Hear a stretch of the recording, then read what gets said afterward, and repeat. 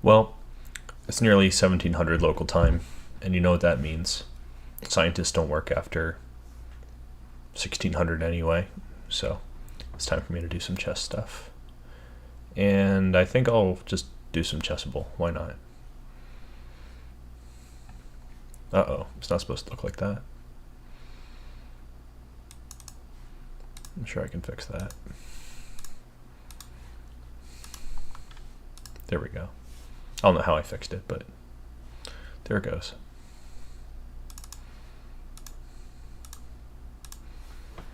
Wow, I'm a OBS wizard.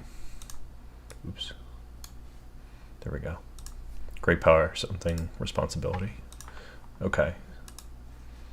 Now that everything is more or less immortal, I'm gonna do this Giri Najdorf Sicilian book, because why not? I think there are worse books to pick on Chessable. And my friend recommended this to me, so I may as well give it a shot. I'm probably not going to read the text at all, really. I think most of the time the text is not very helpful. Maybe for others it's more helpful, but for me, I'm not really sure it is.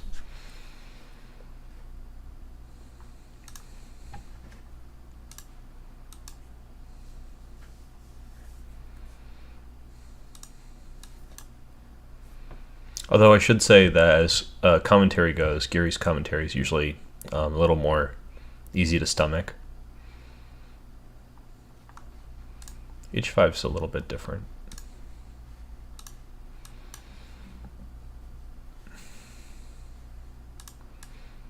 Castling along almost goes without comment.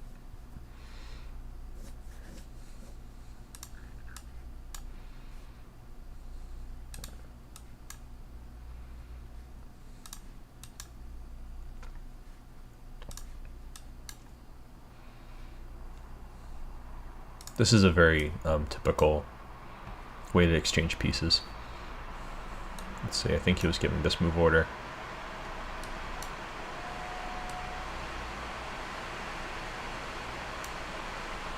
Okay, b5 first. Oh yeah, h5 first.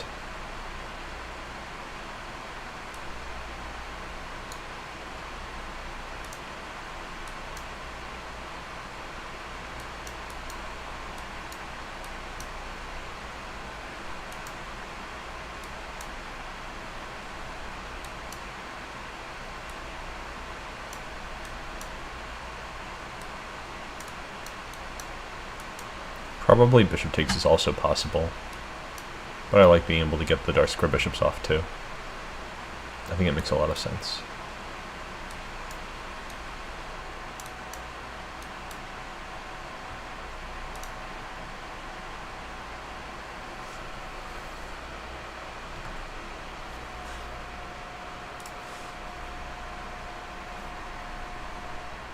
So Giri's played this against Wei Yi, this position.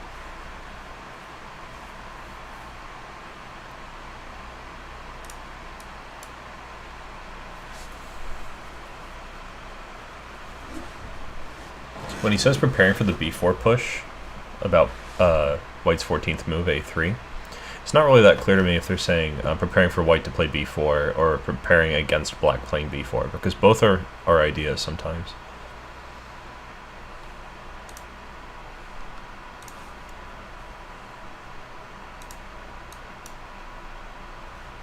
And this is just the quick start, so we're going to end up looking at these lines more in depth as we go.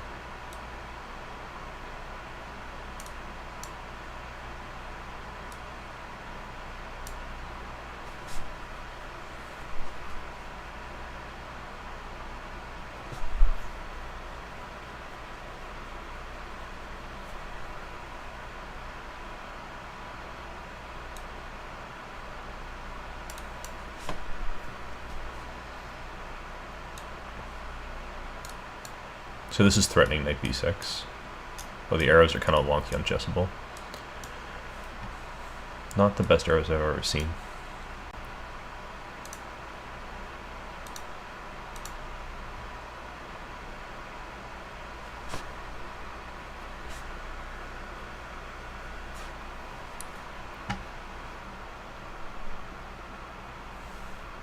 So h3 is kind of saying I want to play f4 without getting knight g4.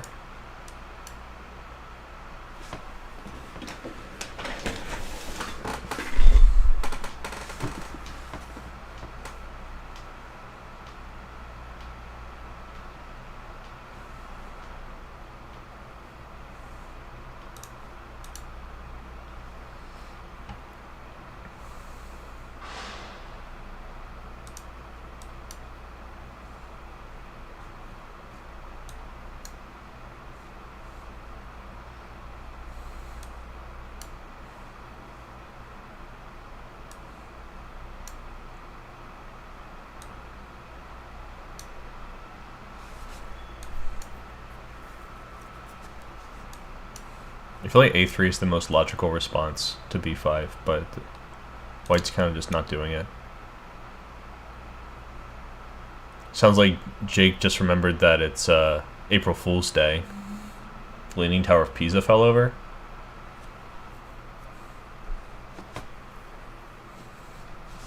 No way.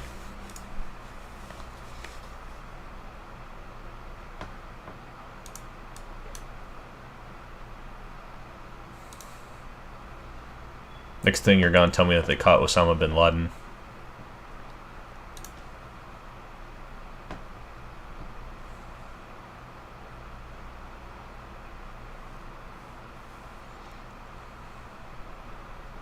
Okay, so the reason here for taking with the bishop is to avoid knight a5 stuff. So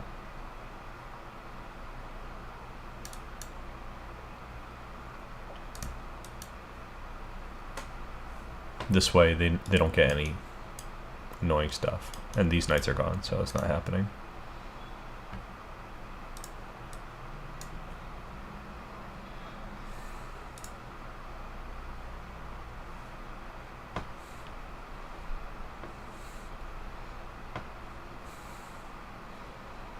Jake on YouTube, Shai is wondering if it's Jake from State Farm. I think you could probably clarify that for him.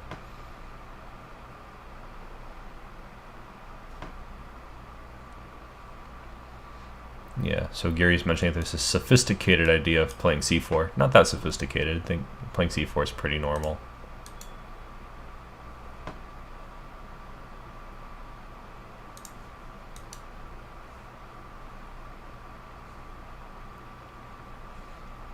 Okay, so we go for this first.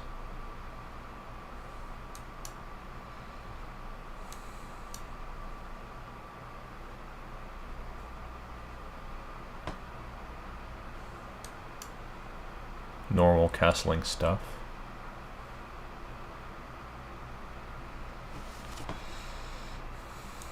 I think.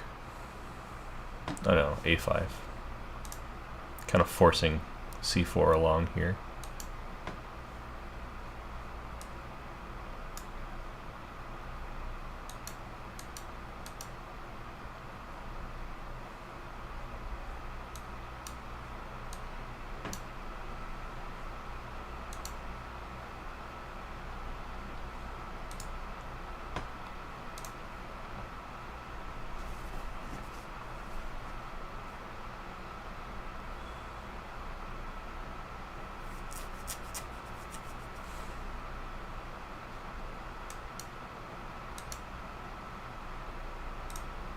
There's 67 lines in the quick starter. I don't know if that's like a lot for a lifetime repertoire quick starter, but I kind of imagine it's a lot because Najdorf is a bit of an involved opening in terms of number of lines that you have to know. For a while, it's like every legal move is kind of worth considering.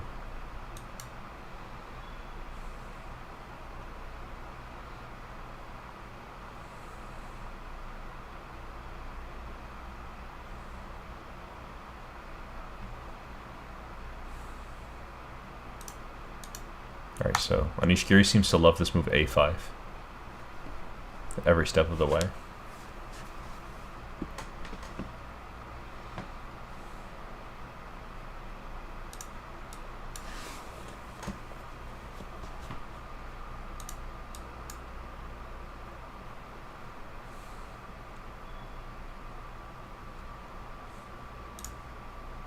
So white's playing f4 under duress because there's some ideas to play like bringing the knight all the way to h5. And f4 clearly makes that a little bit less achievable.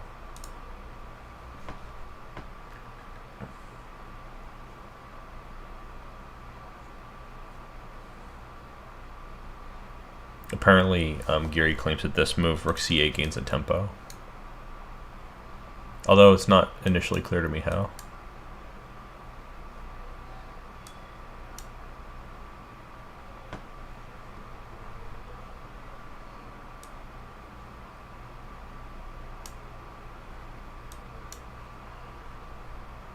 Oh yeah, I forgot. He wants to play this a5 thing.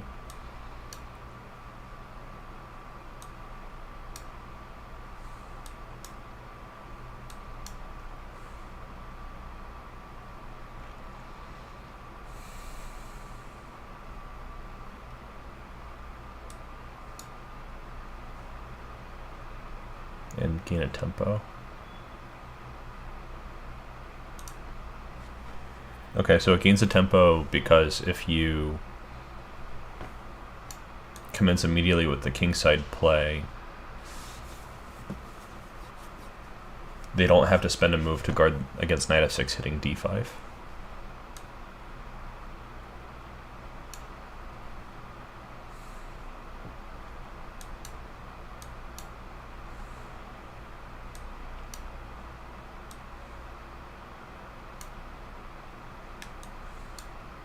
I like getting this e5 square from the knight too.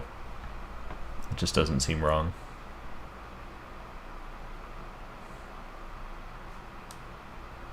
And the idea in this position is to play like knight f6, threatening maybe to take on d5 at some point.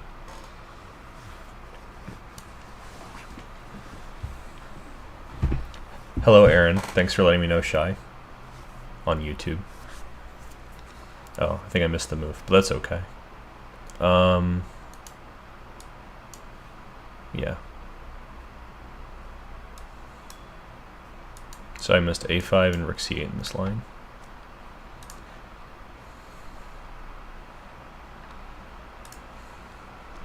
You know, this doesn't look that good.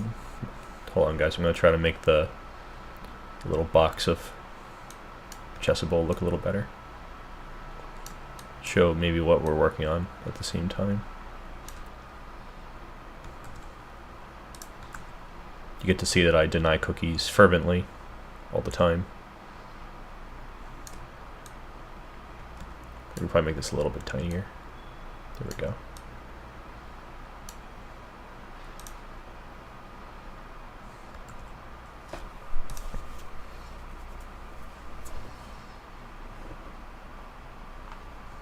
Okay, and in the quick starter guide, we cover basically all of the first moves.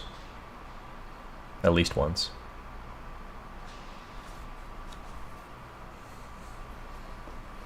I'll be surprised if he didn't cover any first moves. And he's saying that we don't play bishop e6 first because of knight g5, and that's definitely a thing.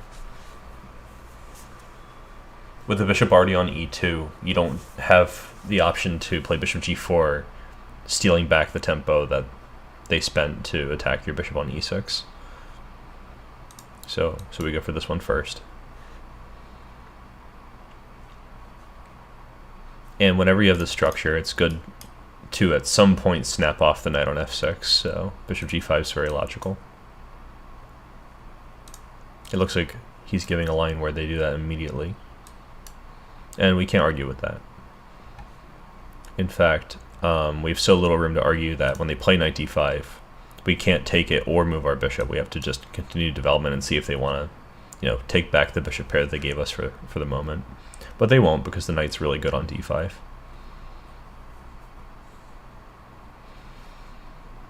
Okay, so Giri is suggesting that we bring this bishop on f6 back to d8, which I've seen before. It makes a lot of sense.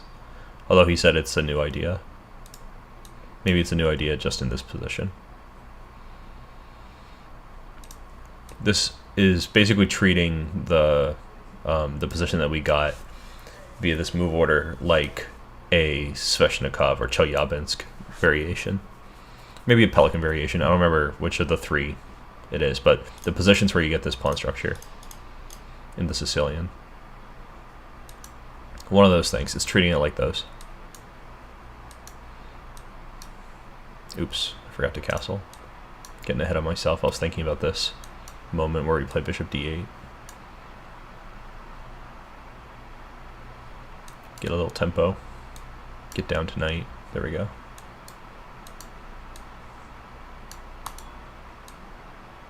Castle first. Always castle. Never ever don't castle. That's what all coaches say. That means it has to be true. Never ever don't castle.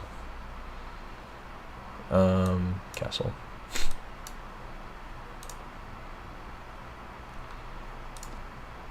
I really like the lines where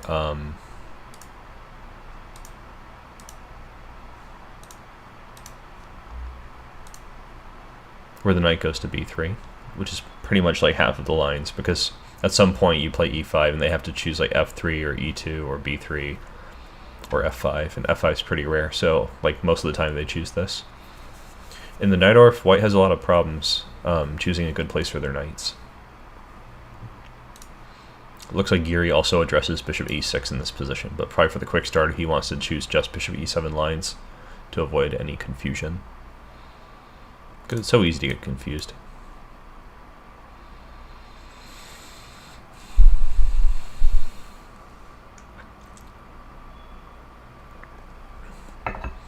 So he gives a little commentary here on the move king h1. It's pretty transparent. They just want to play f4. King h1 is a common way to prepare f4, and maybe queen e1 to h4 in some lines, although probably not here. And he's just observing that if they're trying to play f4 and maybe f5, you should probably not play bishop e6 immediately. I have to say, though, that I like positions like this even when my bishop's on e6 and they play f4, because once I take, even if it gives them an extra tempo to move this bishop, the knight gets the e5 outpost, and it's at least equal, in my opinion.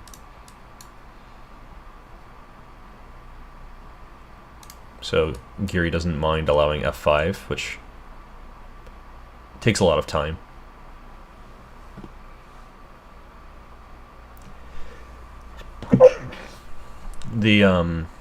I actually recently saw a game by Giri, and this is in response to Shai's comment on YouTube about liking positions where you don't castle. I saw a game by Giri in, I think it was a Taimanov or a Khan Sicilian, where he plays king e7 nearly unprovoked. I mean, he's recapturing a piece, but there are other options, and he chooses king so that he can coordinate his other pieces better. So I also kind of like those quirky positions where you don't castle.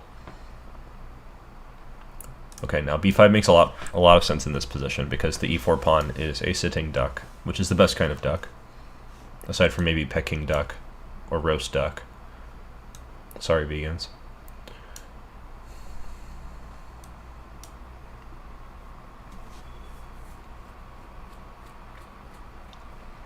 Yeah, Jakester has an interesting observation that the pieces are actually more powerful when they're only threatening to do something. Oh, I did a move without thinking. Yeah, it's absolutely realistic. And it's definitely an aesthetic, real-life analog of chess.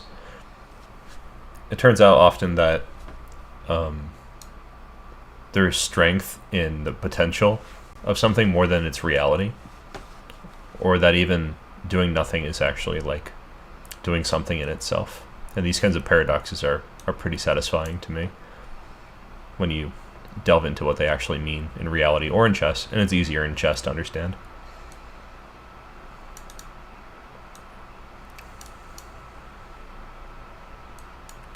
High class waiting move, high class b pawn.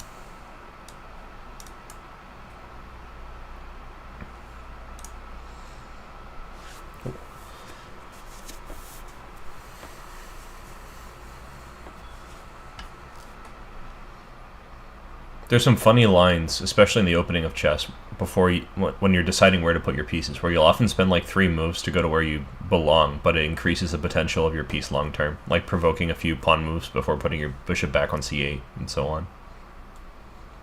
It's pretty interesting to me.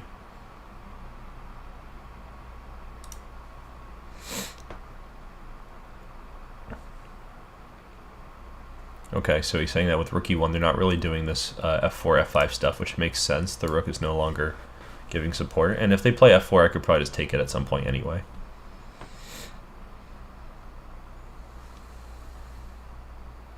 And his reasoning here for delaying the development of the knight on b8 is that if white attempts to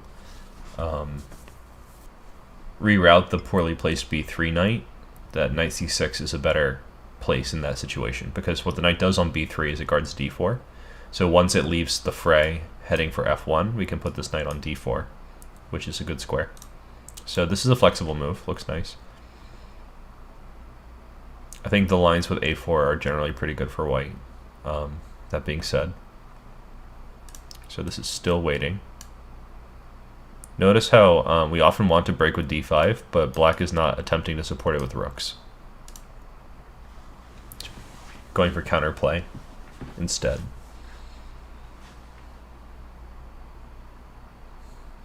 Counterplay on the half-open c file. White is just better in the Najdorf if black does not create some kind of dynamic counterplay immediately. And it really should be immediate. I don't think you can wait playing any like safety moves like h6 most of the time.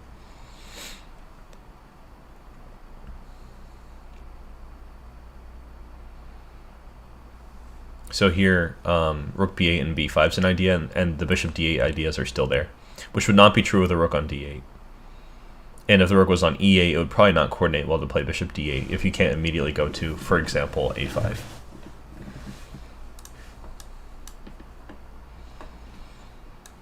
There's no f4, so this move, bishop e6, makes sense.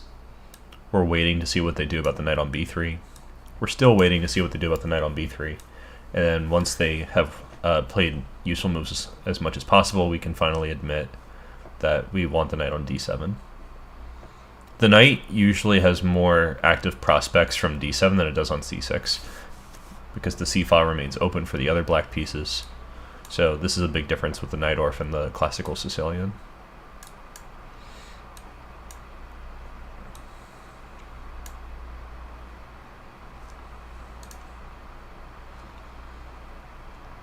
Welcome to the chat, Fate-tastic.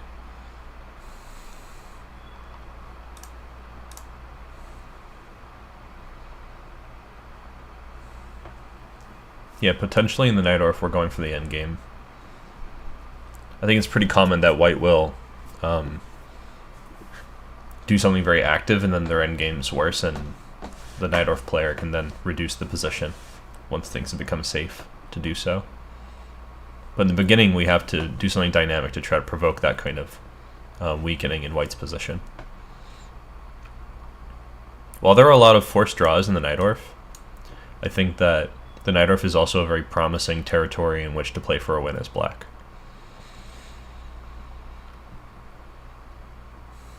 Alright, so Giri is saying this is a modern main line to play queen d3.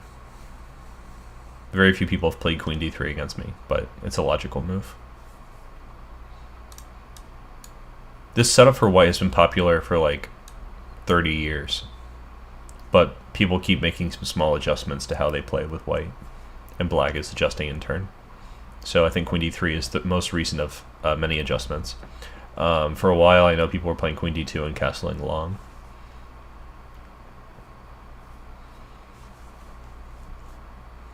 So h5 is a little cheeky, but you know, we like cheeky. g6 is actually a normal move. The bishop might come to g7 at some point, and there's no problems with rerouting the knight through h7 as well. It's not like white is getting in like f4 and breaking our king's shelter or something, because we can always take on f4. And another nice thing about the Najdorf is, like, while it's... So sometimes people say that when you learn the Najdorf, you learn the Najdorf, and when you learn the Spanish, you learn chess. That's sort of a... not very...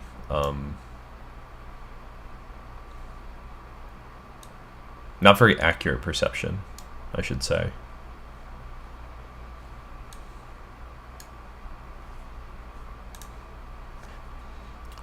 The positions in the Najdorf actually have great parallels to other openings, like other variations of the Sicilian, as well as our King's Indian, like in this position. after knight h7, we're insinuating that we want to play f5 and attack on the king side. Yeah, knights are pretty cool fate-tastic. They're definitely very distinctive among the chess pieces.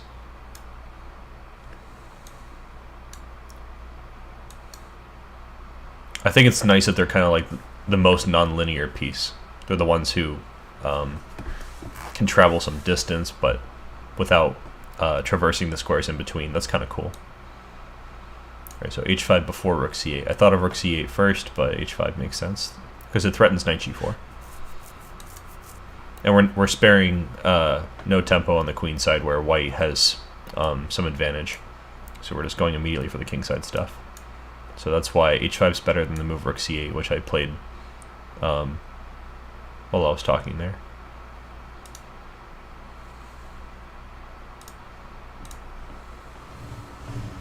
Okay, so he's just demonstrating how we follow through with our plan.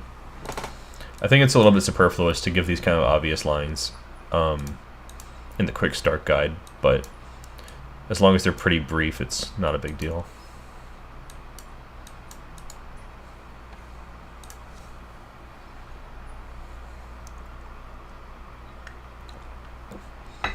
Here it's more interesting, like why white is even thinking to play bishop c1 than black's response. Black's response is pretty typical. Like if you saw this position, you didn't know that white had just played bishop c1, you would maybe naturally think to exchange your sort of poor dark square bishop and eliminate the bishop pair.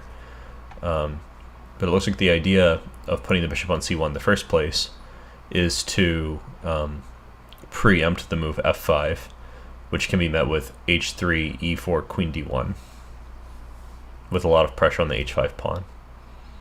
But since we have bishop g5, that doesn't really make very much sense.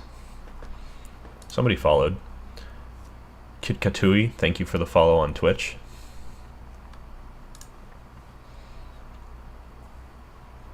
Okay, I think here, lost my focus for a second. I think we should take this one. Yeah, that's right. Okay. Let me bring this back because it's safe. So, trade those bishops, bring the knight back.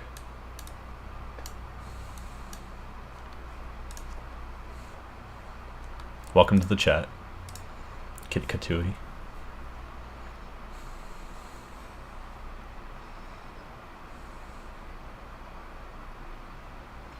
Fate-tastic has a question on YouTube saying, is it better to have an active queen or keep it sedentary throughout the early game?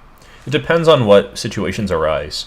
The queen's very powerful, so we should use it, but a lot of the time, because it's so powerful, we should use it responsibly. So when we make a firm decision about where to put the queen, that should probably come after we've determined where the minor pieces go, but not always. Like a good counterexample is like any line of the Winnower French, because usually the testing lines are with queen g4, which is provoked because there's a weakness on g7.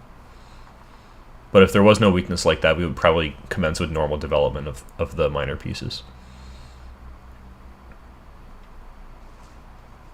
Okay, so this one is the old main line, which we've seen probably if we've played Najdorf.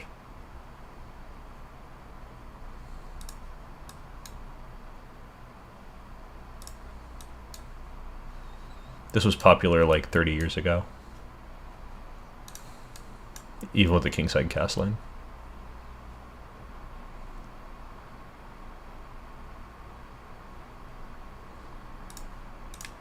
And we get our d5 break. And because of that, this is not a very testing line. Kikatui, I don't know where that ad's coming from, but I feel your pain. I hate ads. Ads are the worst. I'm also not a huge fan of the Marvel things.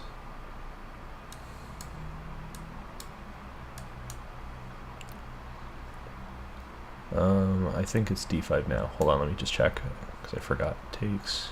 That's not good. So I think it's... If I put this one in, then... Yeah, c2 hangs at the end of the line, and when they play this, we get d5.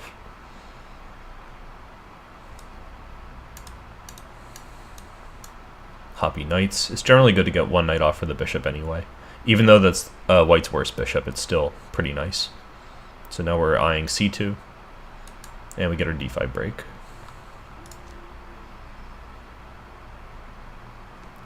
Fantastic has a follow-up question. Should we castle before the pieces are developed or after? That also depends, because I think it's important to choose your castling so it benefits the development of your pieces, not just because people say so. I was kind of memeing on that earlier, that like coaches always say like castle always, don't even think about it, castle fast. But you know, you should castle when it improves your king safety, or it activates your rooks, or it clears the way for your other pieces. And that's, in my opinion, very case specific, especially because you have the option to castle either way. In some openings you could go either way and it's fine, but in openings like the Najdorf, you almost always castle on the king side, because once you play c5 on move 1, it's much more likely that the queen side will be unsafe. But there are examples where you castle queen side. Thank you for the follow on Twitch. I'm Marcino C12. Okay. Kikatu is asking how long did I play chess for, and that they learned in 2021. Well, welcome to chess. I know that people are not always super welcoming in chess, but it's a really nice game, especially in casual circles. And I've been playing since I was 15 in high school, which was in 2009, I think. So I've been playing for a while now, but it's with varying intensity. Like, basically, I got really into it for like 2 years, and then I almost stopped playing completely for like 6 years because I was doing my undergrad. And then after that, I played chess even more than you could probably ever imagine someone playing chess while having a full-time job and doing other things. And then I played a lot less, but studied a lot more during the pandemic, and now I'm trying to do both. You know, trying to do everything, like have the full-time job and play a ton of chess and study a ton of chess. So probably right now I'm at my most active.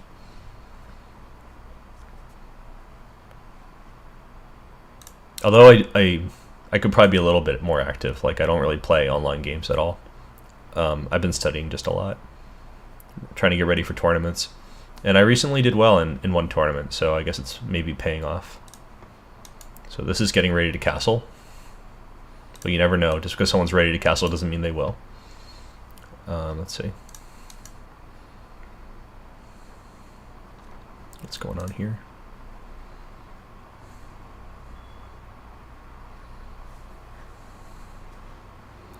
Kikatu is asking a ridiculous question about if I could beat Hikaru if he was blindfolded, had only 1 minute timer, and he was drunk.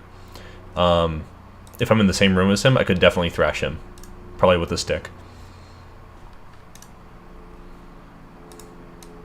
But I think I probably have like a good chance in that circumstance, all jokes aside. Oh yeah, I forgot what line he wants me to do. There are actually several good setups for black against this bishop c4 stuff. b5 makes a lot of sense, but I think he likes the lines where you castle early and castle often, as the coaches would tell you to do.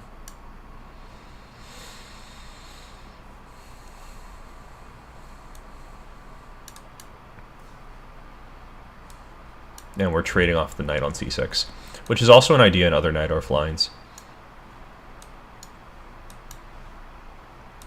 I should recall that, because a lot of the time this knight on d4 is pretty good. Like, it wants to maybe sacrifice itself on e6 for an attack against the king, or vice versa. It can support a bishop sacrifice on e6, or if you play e5, it could go on f5, or if you do nothing at all, it can play f4 and f5.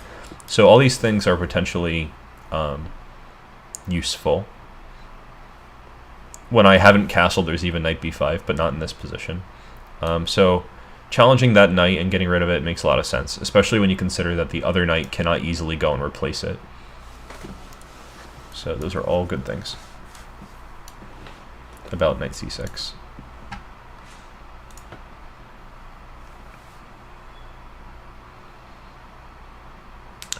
Fatastic says that the strategic castle is sneaky and gives the rooks lots of opportunities. I really do like to get the rooks involved in the game. They're very good supporting pieces for an attack on the king, for example. or an attack on a weak pawn if someone weakens a pawn in the opening. Like in the Najdorf, it's pretty good to bring the rooks to the d file since d6 is weak. But it's not guaranteed to fall, otherwise the Najdorf would probably be ranked among the more dubious openings. Umar Sinosi on Twitch is asking who's my favorite GM. That's a hard question. Mostly because I don't really do favorite stuff. I know several GMs personally, and a lot of them I really like how they play, and I don't like them as people. Or I like them as people, but I don't really have a strong opinion about how they play. So I guess it depends a little bit on how you mean it. Okay, here's this queen f3 line. It's interesting that he says that this is not played much at the high level anymore. Because this is a very trappy line. I just mentioned the idea that he put here in the text of bishop takes e6, which is kind of cool. But it looks like here he is recommending even maybe a third option for black to bring the queen to b7, which is pretty interesting. If you castle short, they might play queen g3, bishop h6, then you have to play knight e8, and maybe it's unclear.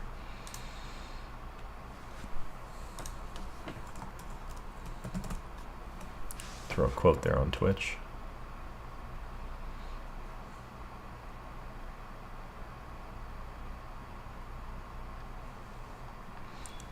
Most of the time, when I think about like who's a favorite GM or something, I just don't really like care for people that I don't know, which probably sounds, I don't know, uncultured or something. But you know, maybe I am uncultured. And among the people that I do know, it's like, you know, they play chess, they enjoy it. I don't see why I should have a strong opinion about it. So here's a common idea: sack the g-pawn to get active play. I haven't done that a lot in my own games, so maybe I should consider doing that more in the Najdorf, like what he's recommending here.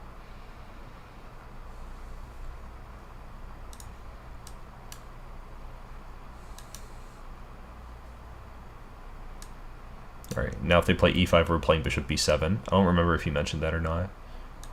We're dodging any knight shenanigans, fianchettoing our queen. We don't care about g7 because there's rook g8, so throw in b4. Just add some spice to life. I think this one to go on e5, and now we can castle when it's, you know, nice and safe.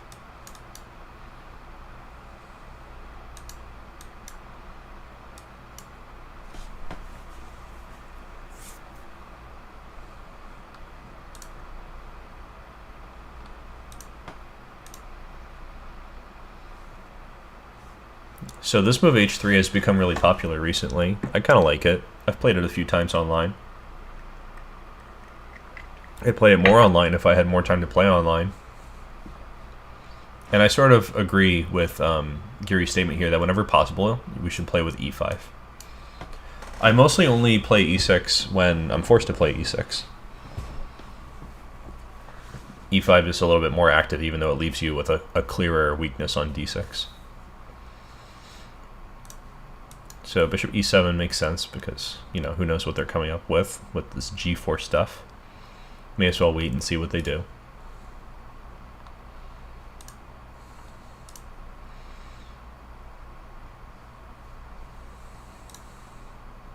I haven't really ever thought about playing h6 here because g5 is not really a major threat in my mind. It's also funny how he kind of ends the line right here. So he just mentions that this is a thing and that he wants to play h6. It's not really like a long line like that. I guess he wants to talk about bishop e3 first. Okay.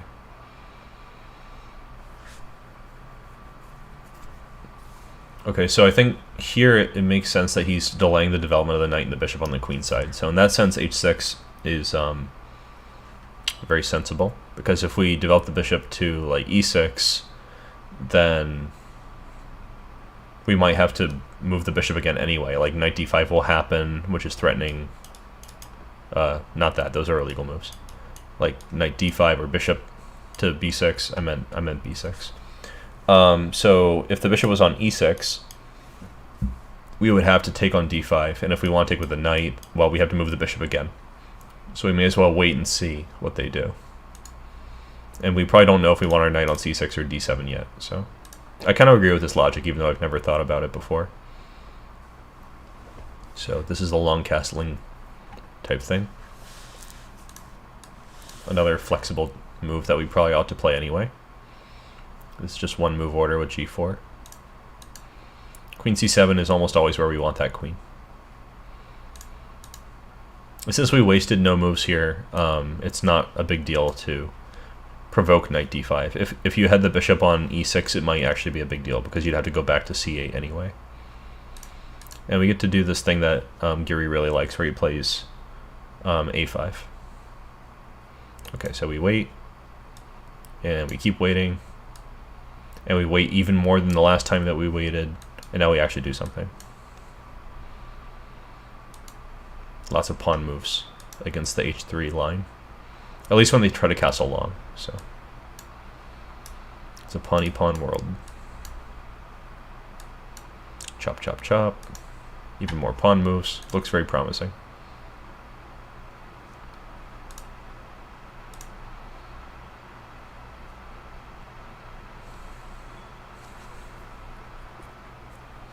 Okay, so in this case we're playing queen c7 because if we play b5 directly, then knight d5 is kind of coming with tempo. We would take, queen takes, and then we want to be able to play bishop b7, and we can't do that without queen c7 in play. This is also true a lot of the time in these g3 lines. We'll probably get there momentarily.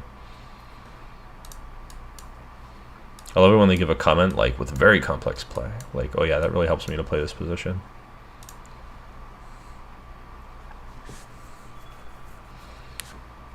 Okay, so they're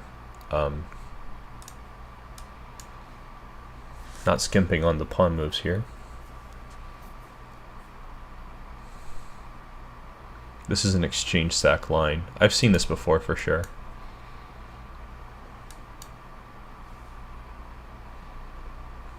He talks about how this looks insane, yada yada yada, but it's really not, of course.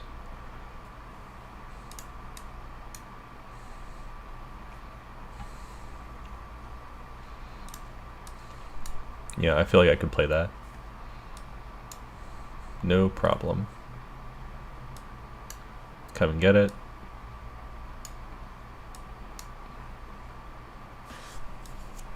Be my guest, take my rook, please.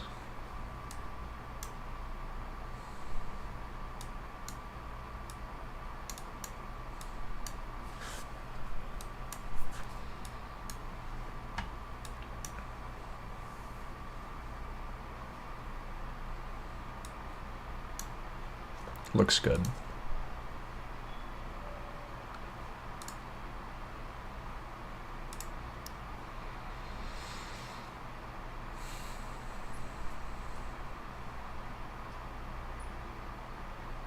Yeah, so knight e2 is has some synergy with g4 because the knight can go behind it on g3. And this move prevents that. I've had this at least once over the board, I'm pretty sure. Or I just don't remember anything.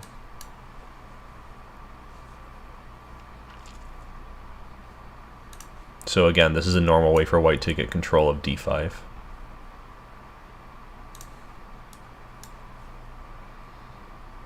And the queen should go on d3, as usual.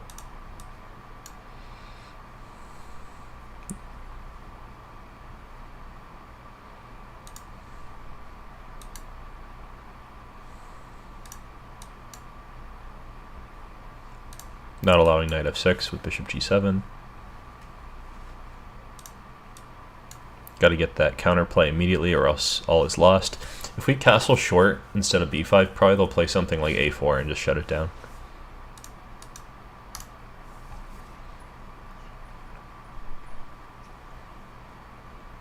So this makes a5 possible, and again, that's the thing that Giri really likes. So this repertoire is probably like not hard to remember. If you just remember that Giri always wants to play a5, you can probably pick out which options you really like from among the salient choices.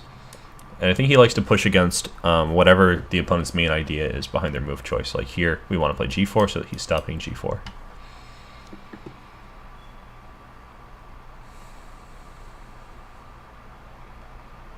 I think it's this one. Oh, bishop e6. I remembered I have to go back either way. And then, yeah, so here's how the knight gets on d7. Get that tempo, protect f6, create the counterplay before we castle.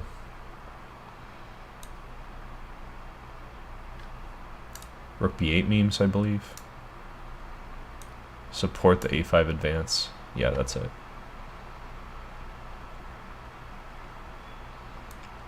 No g4 for you. Control d5. Don't lose a piece, don't lose a piece.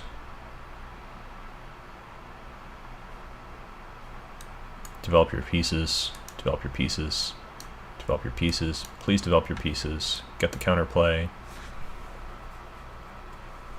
Support the counterplay even more than before. Support even more counterplay. Yeah, okay, so that's the whole thing. Oops, yeah, there we go.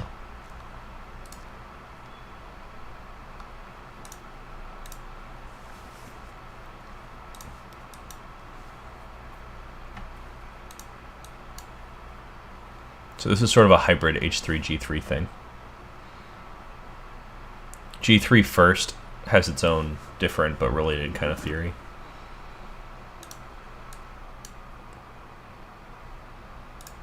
This position's like very familiar. It's just like a tempo up version. The early rook maneuvers is pretty fun and interesting. You don't usually get to do that. Yeah, if it's not fun, why do it, right? Maybe.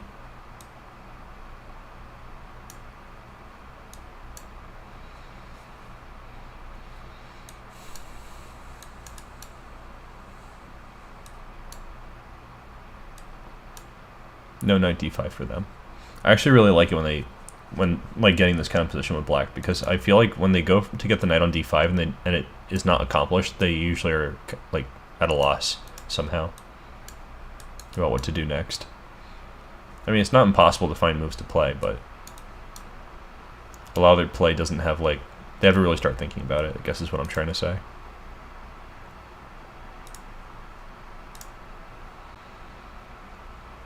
Yep.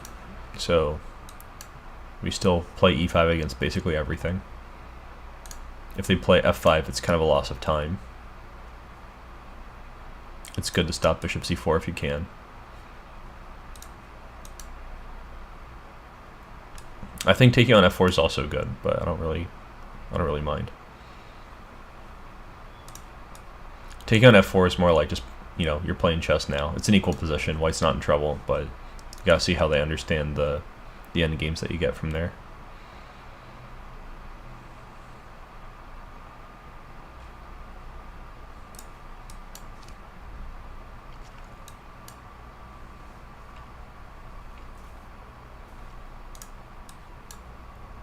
It's interesting to just give the e-pawn like that. Part of why I often take on f4 is to avoid my e-pawn coming under pressure. I want to be able to use the e5 square for pieces, so if I can just sacrifice the e-pawn, this is probably even more enticing.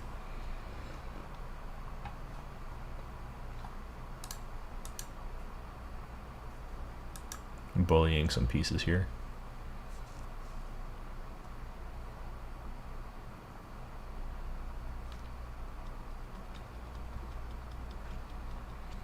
What exactly is the threat here?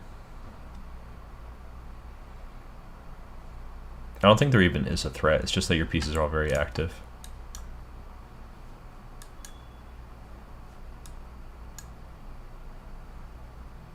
Oh yeah, I don't know why I played bishop e7. It just blunders the pawn. Queen c7 to stop bishop c4.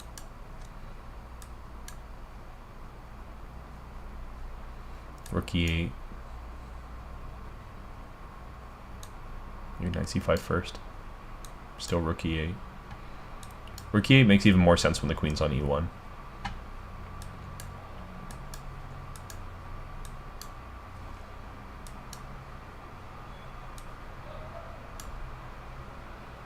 You might find it awkward not to develop this bishop immediately, but since the knight gets to go to c5 anyway, it's kind of not a big deal. It's not like they can play b4 and prevent that.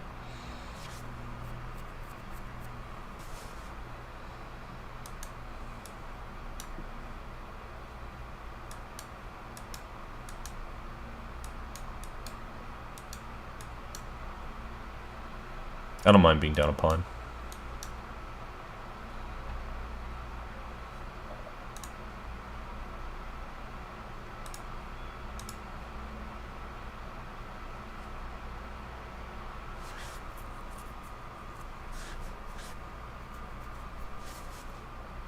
Yeah, so now we have the g3 without h3. Slightly faster version, but it's like very similar.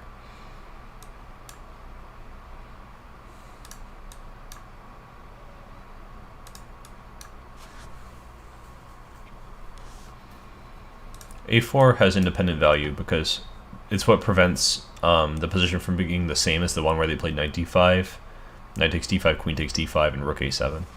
Because now there's no b5 stuff, so queen d5 doesn't come with tempo.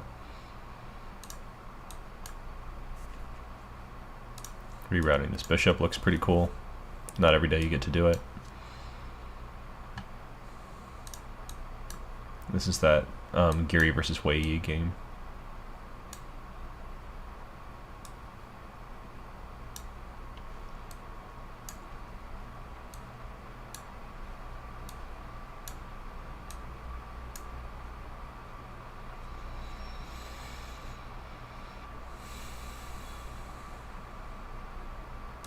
And this is, we play this move first instead of rook c8 because it doesn't matter if we have a rook on c8 to execute this plan.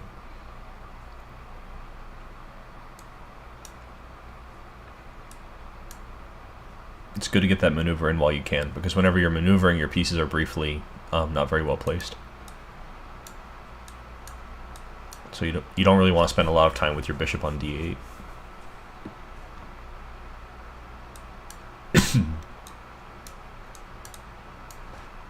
I suppose they could go back with knight b3, but you could probably just take it and then play bishop d8 anyway.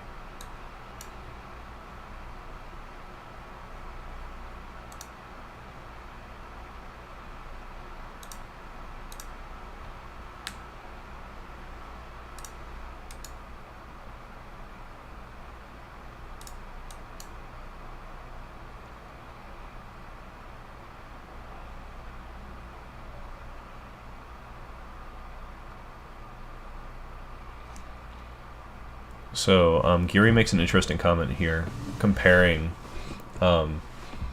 this line where we include the moves h3 and h5, because, you know, we have this line where we play h3 and g3 as white, and black is already committed to h5. And in that position, we don't have the h4 resource to weaken white's king side, but we also don't have a weakness on g5. So it's kind of okay to allow knight ec3. We should have enough resources here.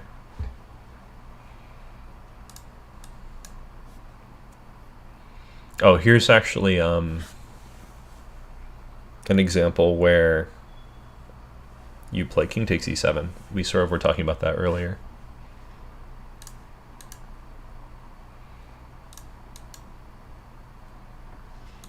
Yeah, we probably don't mind to take with the king. Yeah. It's not like you're trapped out in the open.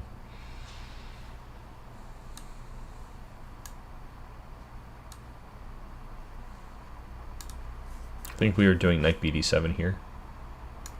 No, castling first. More flexible.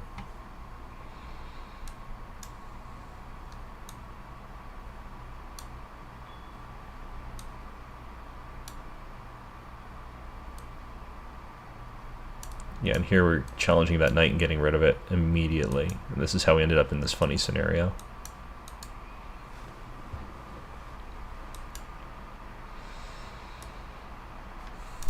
We chose b5 here, yeah.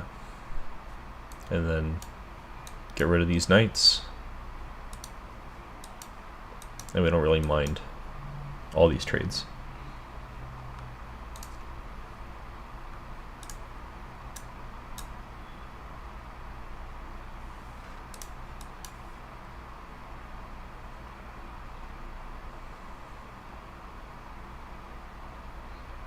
So we're looking at knight f3 here because this is at least independent from the lines with knight b3.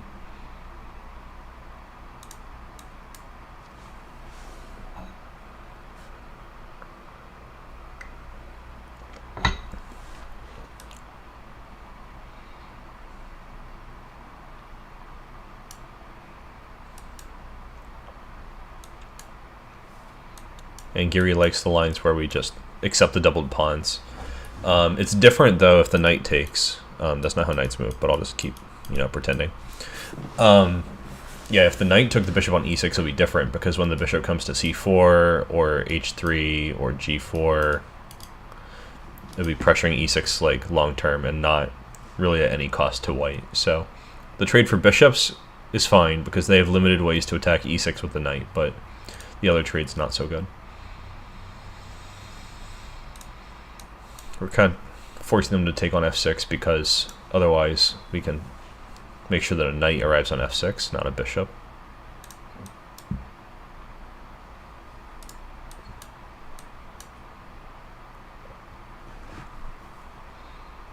So here we're trading a minor piece no matter what. Like, they have 3 ways to trade. They're all fine for us.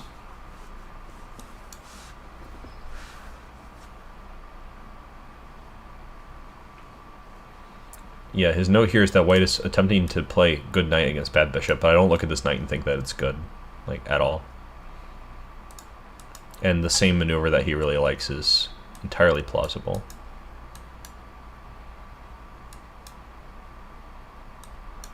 Notice how we're usually doing something active before we castle, if it's needed.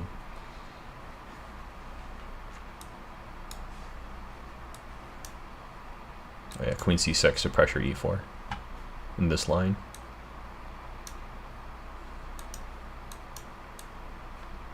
Get that tempo first. No castling, get rid of this.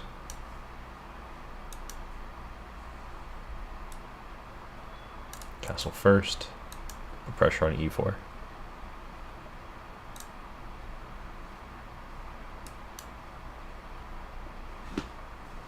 I would even consider taking with the pawn here, but there's no reason to get doubled pawns if you can avoid it.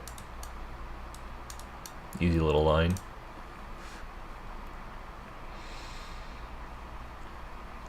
Okay, so Giri says that there are some recent new ideas in this bishop d3 line, but this line has really never been popular. The point of the setup is to try to get f4 in quickly, looks like. But, I don't think it's something to be really concerned about.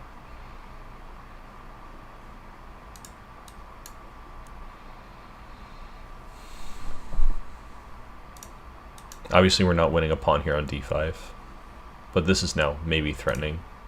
I'm not sure I would even take it though, honestly. Better just develop and play f5 or something.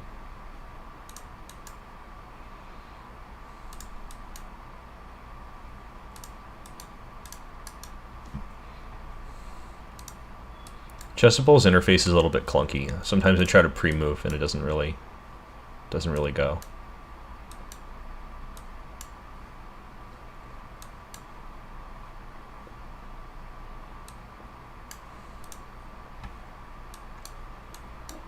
Oh, rook b8, not rook c8.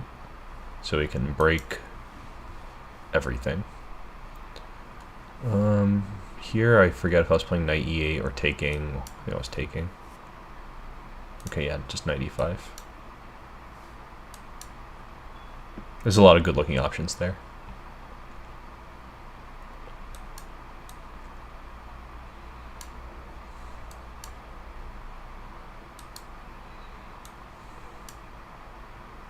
Oops, skipped a move.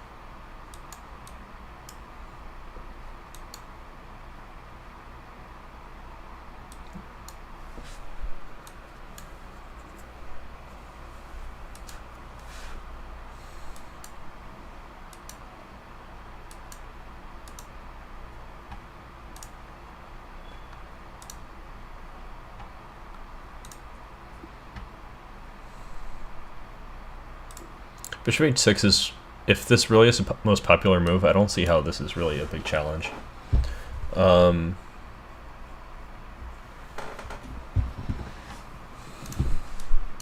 I guess they activate their rook, yeah, but now we get to do that thing that Giri really likes, a5.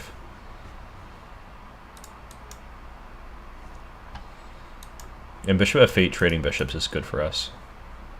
We probably let them do all the trading.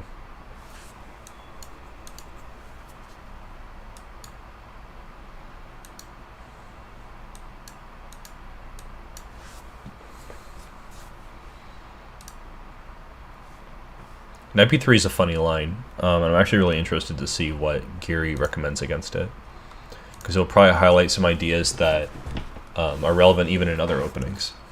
Because the knight often ends up on b3, but if white puts it there willingly, not when they're forced, this probably gives black extra wiggle room, and whatever Giri recommends here probably is going to say something about like what's black's optimal setup, like how do we make the most out of one extra move in this structure or this piece placement. So looks like so far he doesn't really care if white plays g4. This is already kind of interesting. b5 makes the most sense in terms of going for counterplay.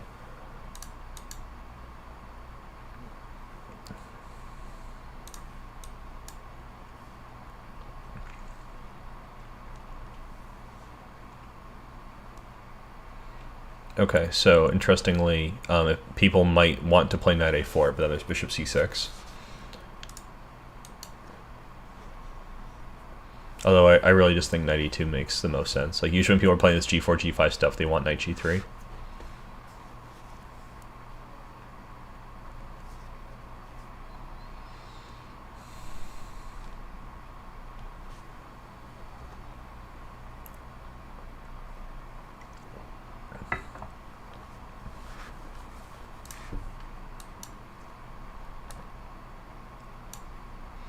This is one of those lines where you're maybe forced to not play e5, because if you play e5 then there's some control of the d5 square.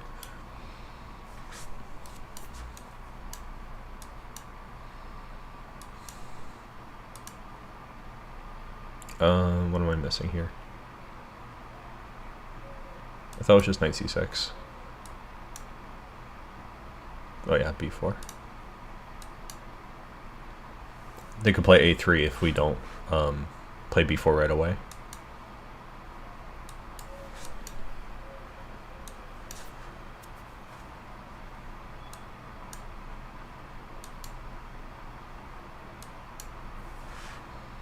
And again, we're not doing all the castling stuff when we have dynamic options. We're about halfway through the quick start guide here, so maybe I'll just finish the whole thing.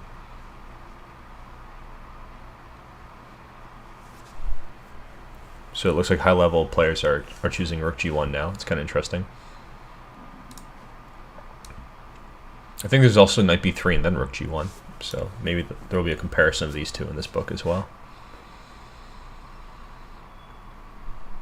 So he recommends something more solid in the main chapter, but this is a playful attempt.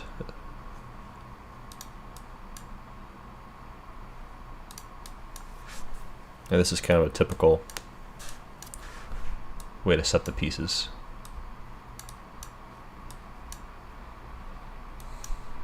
Oops, I skipped e5.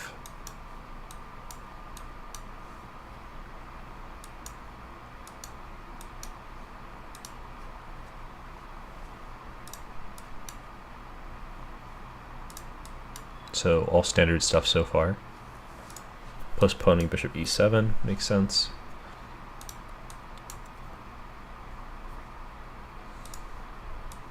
Interesting endgame prospects. All the pieces are hanging, so lots of trades are going to happen. In general, I feel pretty good about getting rid of, or at least rendering the weaknesses in the position irrelevant. So we do this, and this, and this, and meet f4 with b4, because maybe we don't want to play pawn takes f4. And then here we are taking this, so the knight hangs on d5 and the complications. They're trying to save their bishop. And here we could take on b3, but then we can't take the knight on d5. And the knight on d5 is really the better piece. There was also knight c7, so it's good to deal with all those things.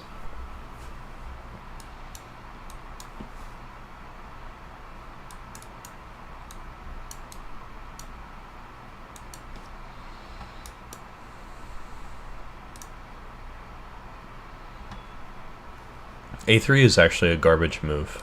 And probably he's going to give, like... Yeah, this is a pretty normal way to deal with it. Getting a ton of space. This was popular for like a couple months. Like maybe in 2018 or 2019. And this forced people to learn this line. But it was never a real challenge.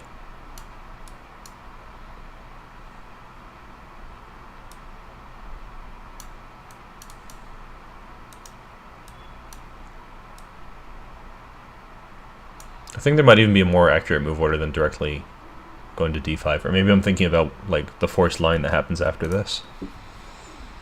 Either way, this is not a big concern, so I'm kind of more interested to see what Giri says about other things.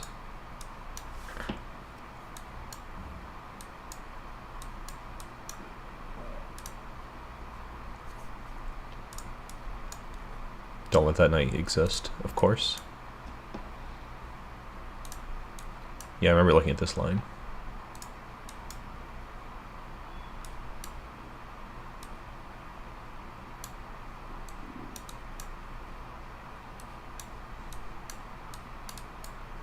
It's pretty easy to remember to go attack the queen.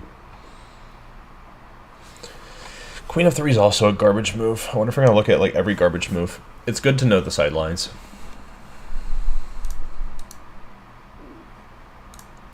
A lot of the time when white plays a garbage line against the Sicilian, it's nice to transpose into the dragon.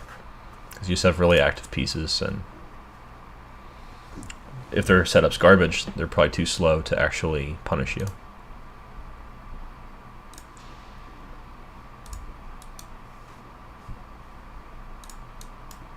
Fianchettoing your queen, always pro. So again, he loves to play a5. It's like his favorite thing in the whole world.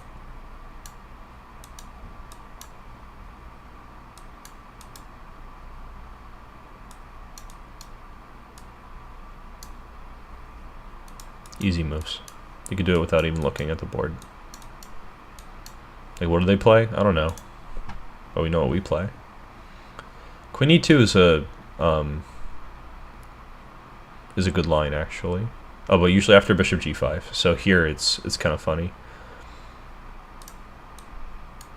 So e5 is coming in quickly. They don't get bishop g5 fast enough because the knight's hanging.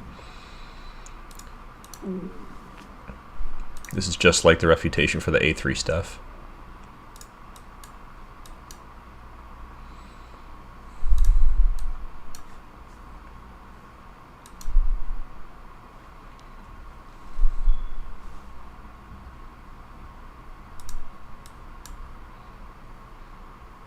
Everything we do is coming with an attack in this line.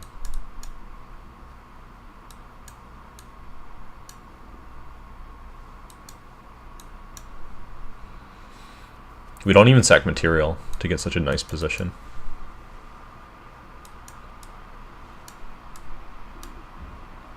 Oops, I meant to take that one first.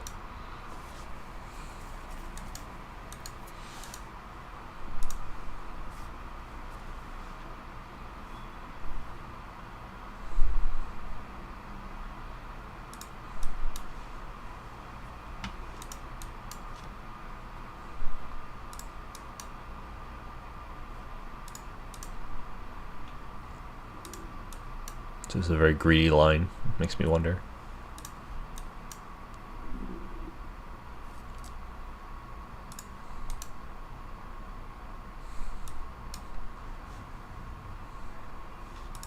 So now that we've neutralized all of the threats, we're doing some dragon-y type stuff.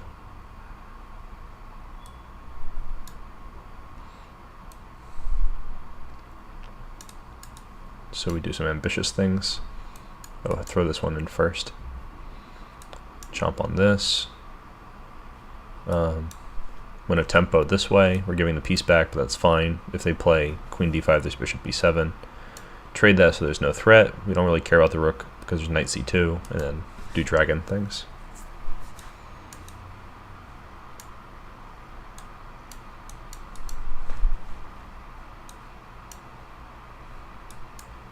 It's important that this hits the queen.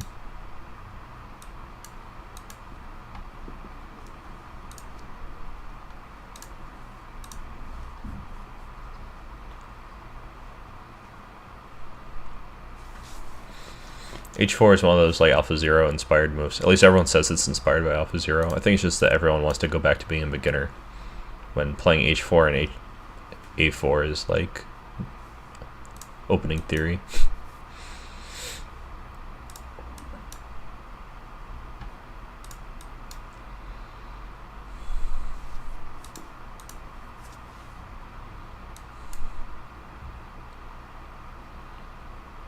This doesn't look like such a weird move to me.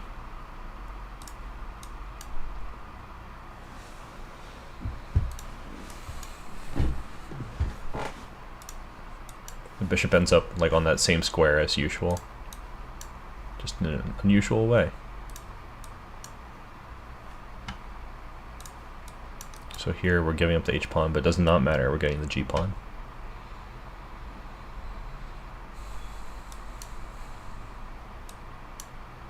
Taking a look at that h-pawn. Going for the counterplay. Going for even more counterplay. Get rid of this. Give them a check. Drop the bishop back. Support the bishop so that they kind of have to undermine if they want any hope of opening the position for their pieces. No worries about trading queens, so let's go to the endgame.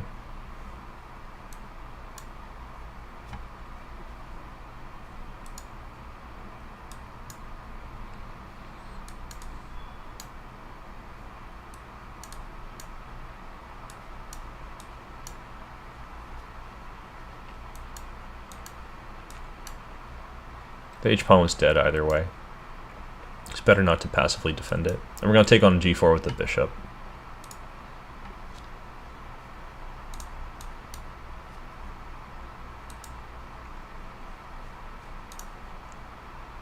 So this is preparing the move knight f6.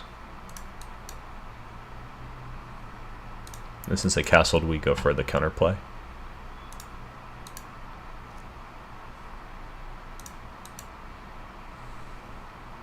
So we're giving up that bishop, which is important, but it allows us to get in the a5, a4 thing that Giri really likes a lot. Oh yeah, we go for counterplay here.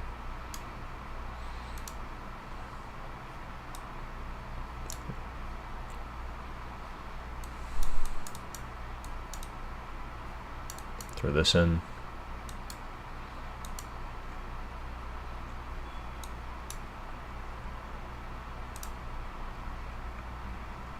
This is a sideline, so it's always nice to see what they do against the major sidelines like bishop b5. It's less common, but it's not because it's like bad. So you need to have real prep against moves like this.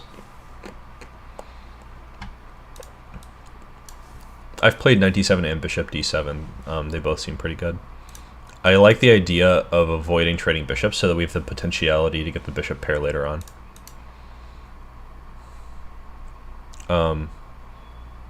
I think that bishop e2 is probably more relevant than this.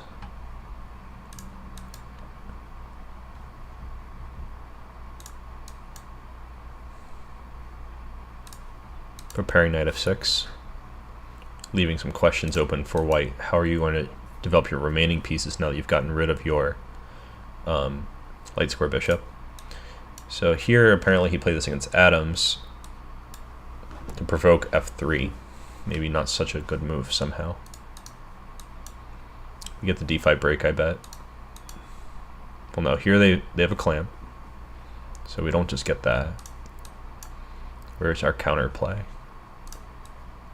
Okay. It looks like because the queen's in front, we do actually get d5. Yeah, so there's a pin, so we can go ahead and pin that one too. That also concretely shows how f3 is a problem. The knight on e3 has to suppress the d5 break, but it becomes pinned when the g1 to a7 diagonal is open. So that's kind of nice, interesting detail. Bring the rook. Oh, e5 first.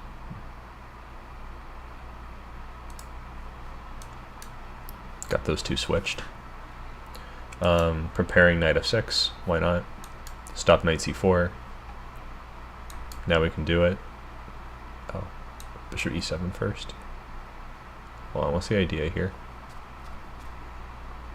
Oh, bishop g4, right. Then we go back. Since the bishop was on d7, this is still actually an improvement for our bishop. It's like going to e6 in one move, but there's also a caveat which benefits us, so it's not a full tempo loss. I think sometimes people call this like a quarter tempo or a half tempo, something silly like that. Okay. Now we castle, prepare d5, do the needful, and there's pins everywhere. Oops, take this first. Don't forget to brush your teeth. I mean, play e5 with tempo. Don't allow bishop g5 or knight g5. Don't allow knight c4. Do the funny tempo thing, so we control d5 a lot now. Easy to remember that we have to control d5, so provokes you to find such moves. Oops, that was a misclick, 100%. This one, and that one. This one, and that one. And that one. Especially that one.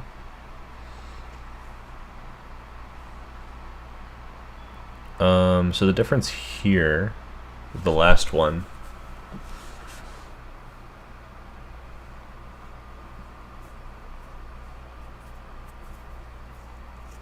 actually I would probably have to think about this a little bit more to really understand what the difference is. Obviously there are differences, but like we were forestalling the move knight f6 before. I kind of thought maybe that logic would hold here as well.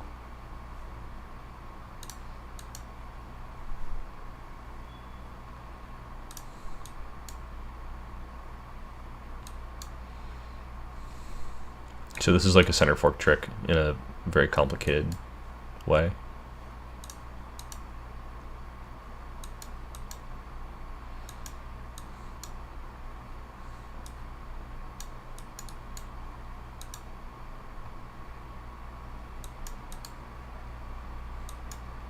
This can't be like the best line against this. I feel like there's got to be some better way of playing here. Although this is also like, you know, perfectly playable. Bishop against knight. Could still play for a win.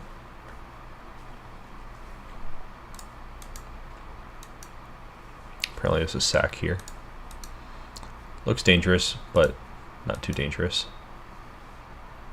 I feel like we're just gonna play king f8 and walk away here.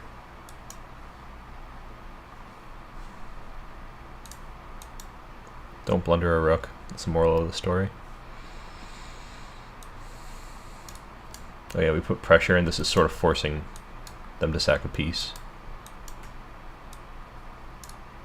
Oops, I almost castled by accident. Don't castle in that position. No, no. Don't do that. So easy way to remember bishop c6, that we're trying to provoke them to sack a piece on d5.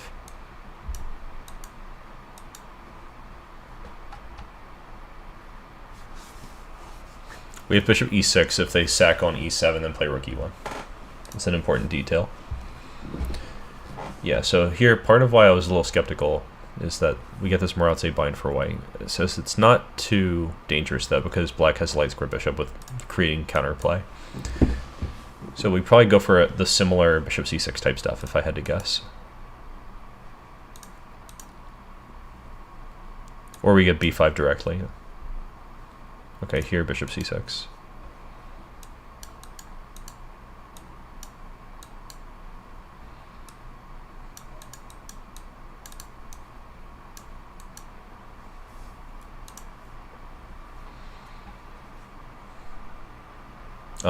There are various ways to play against this setup too. Oh no, when we've already played knight d7, there's not.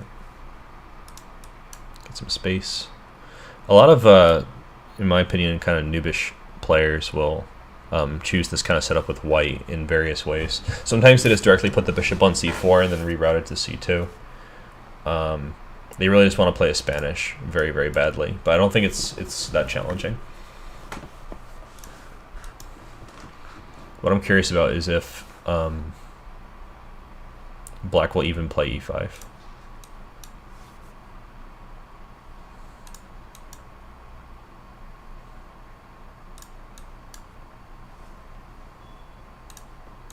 Okay, so he's suggesting we take the c5 square for the knight.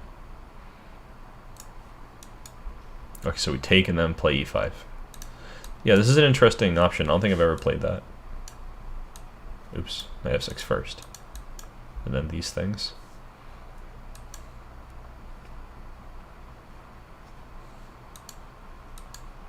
And we give them the option to play e5, but it's just a loss of tempo for a while. And we do this first to threaten c takes d. And then once we've gained that tempo, we get control of c5. Seems easy enough.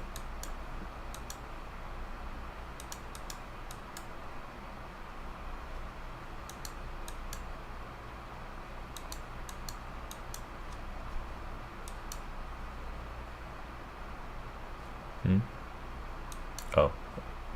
Sometimes the repeating thing gets me a little disoriented, but that's fine. That's the whole point.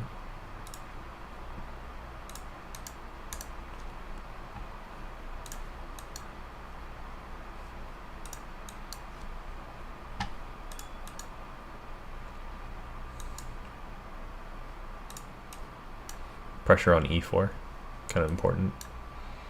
Threat of bishop takes f3 is also there, but I think if the queens come off, the weakness of these pawns will be a little bit less. So here we have a piece sacrifice.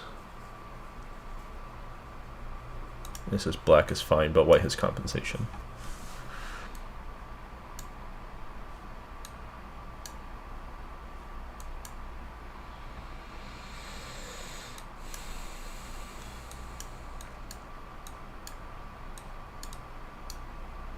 There's our sack.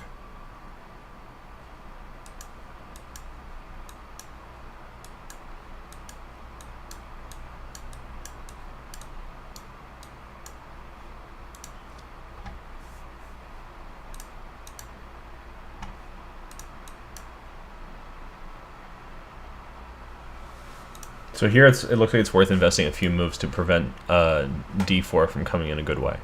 That's kind of good to know. So here's the en passant, stopping d4 from being captured back on d4. We invested 2 moves basically for that. And this neutralizes that strong bishop.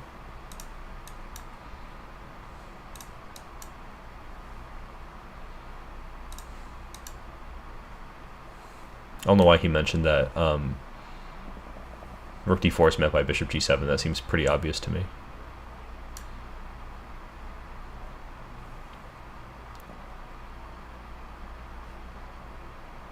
I think this first.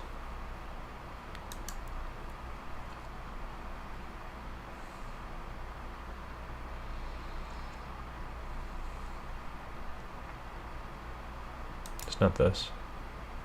Oh yeah, e6. Remember we did this? I thought we just did it right away.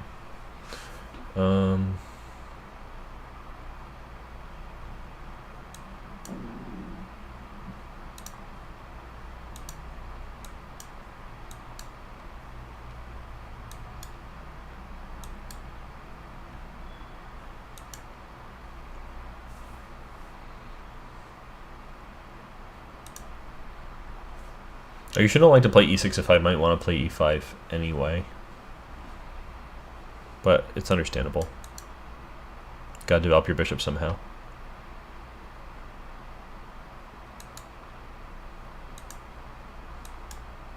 So knight c5 has to come with tempo. That's what I missed last time.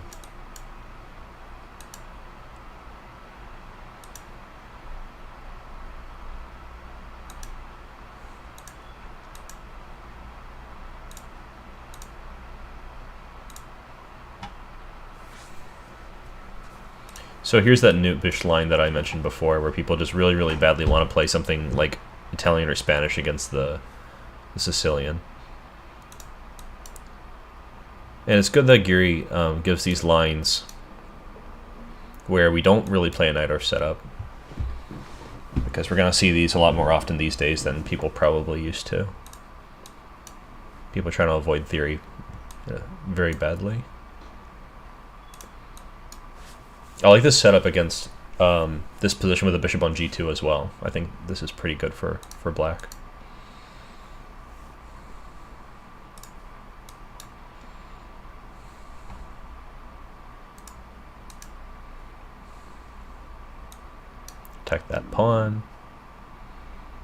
I think he said develop first.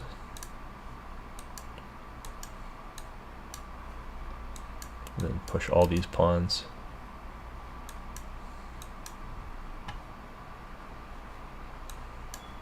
So both knights.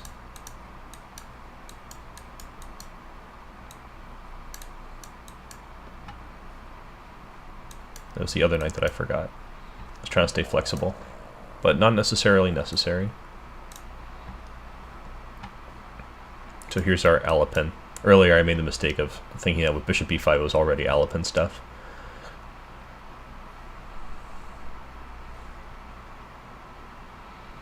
The h3 move is actually a little bit clever, because it used to be the case that there was this Kopek system, and I actually knew Danny Kopek, rest in peace. Used to be this Kopek system where you play bishop d3 and then bishop c2, and eventually black's going to threaten bishop g4, and you have to play h3 anyway. So if you start with h3, it's kind of the same idea, but it's more flexible.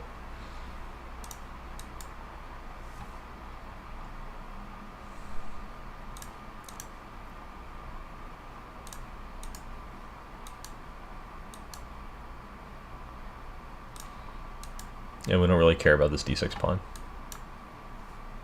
They would have to put a lot of effort to go get it, and meanwhile we're getting the d5 break.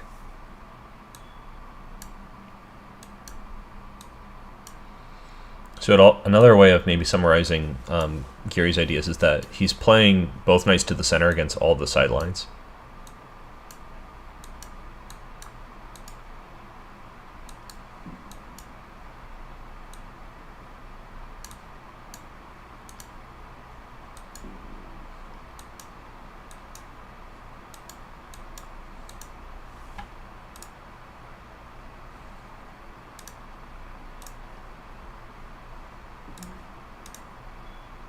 We can't take on e4 because of queen a4 stuff.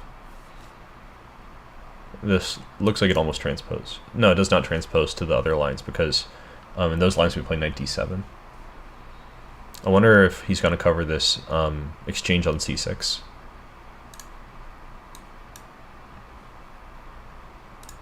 It's an accurate move. Usually they want to play rook e1 and bishop f1, so it's not happening. And knight a5 looks fine, because it's kind of like the Chigorin Spanish stuff. Although we don't have e5 in.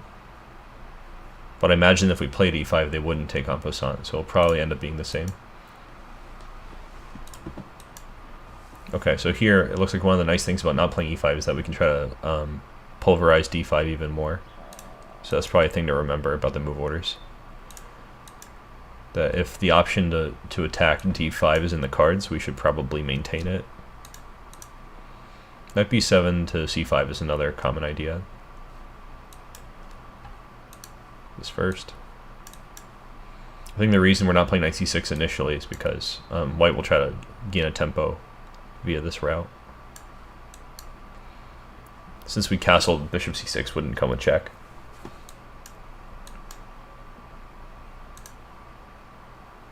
Oh yeah, we should probably...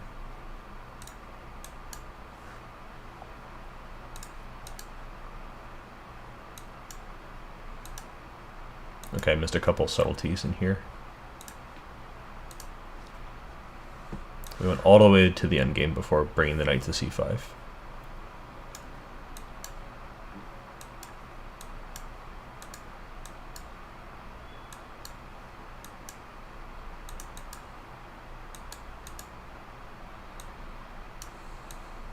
Trade those rooks so our queen doesn't end up on e8.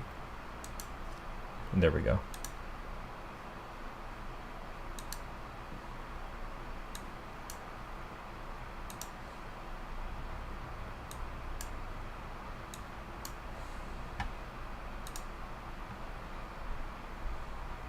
The closest Sicilian is also a place where I think black doesn't really have that much flexibility, but it's still something interesting that we have to prepare for. It's a serious option for white.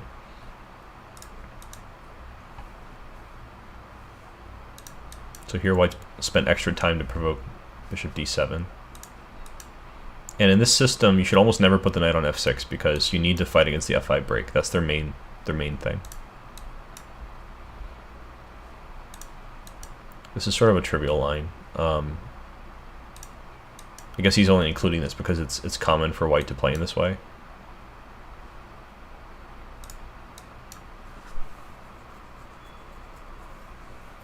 And you have to play the first move against the closest Sicilian as the same move whatever you play against knight f3, because they could always transpose by playing knight f3 and then d4.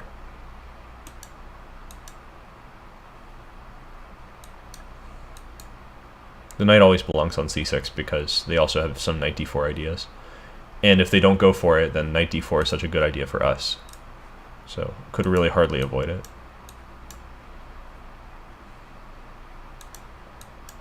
Oops.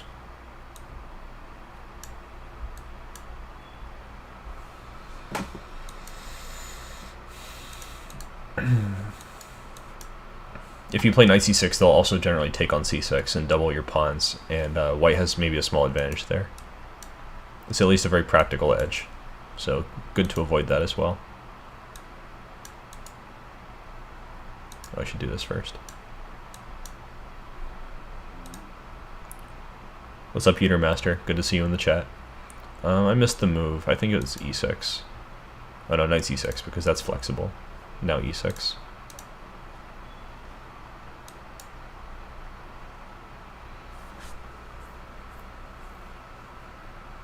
Okay, so it looks like when they skimp on the bishop b5 check, we can take this pawn. Makes sense. So this is preparing castling more or less. So we do this one, and this one, and they can go ahead. We have a lot of support on f5, and the e-file is closed, so if they took on f5, it's not check. Yeah, someone just recommended the Anish Giri book, so I figured may as well show you guys the quick start for that. And I'm almost done with the quick start.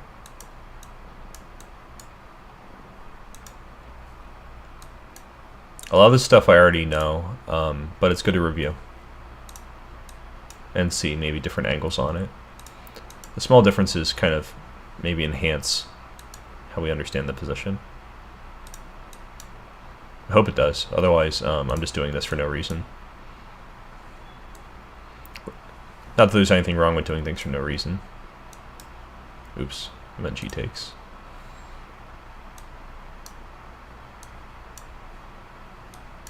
We had a line just like this already. It's actually kind of redundant to include it.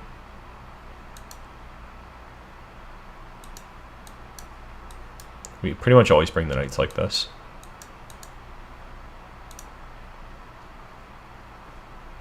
And the d5 break is one of our main ideas, of course.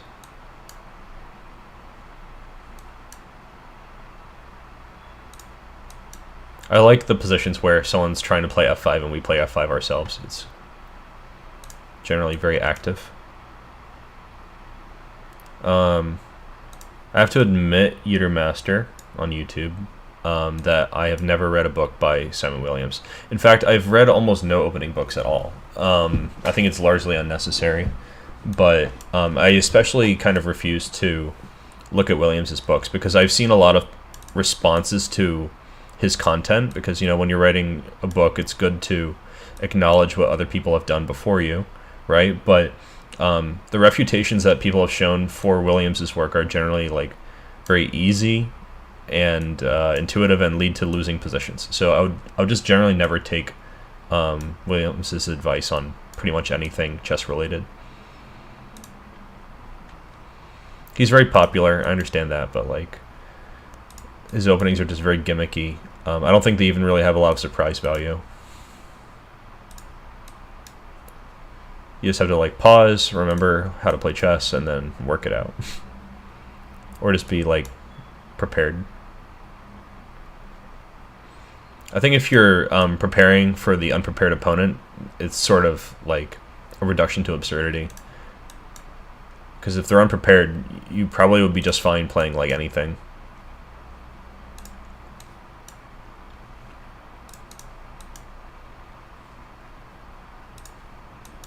We have always knight h5 to respond to threats in that position.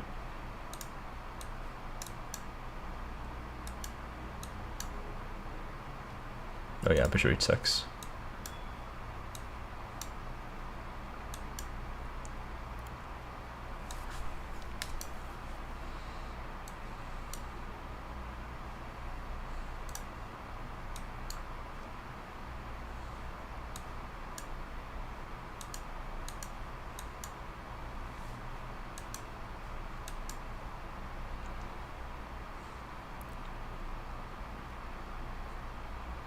Master admits that people play the most ridiculous things against him in the Black Lion and still win.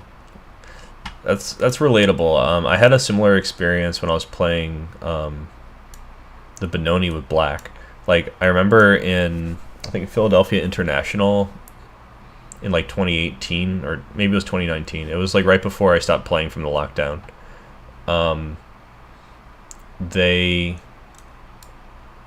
blundered their h3 pawn as white. Like, I was able to play bishop c8 takes h3 with tempo, and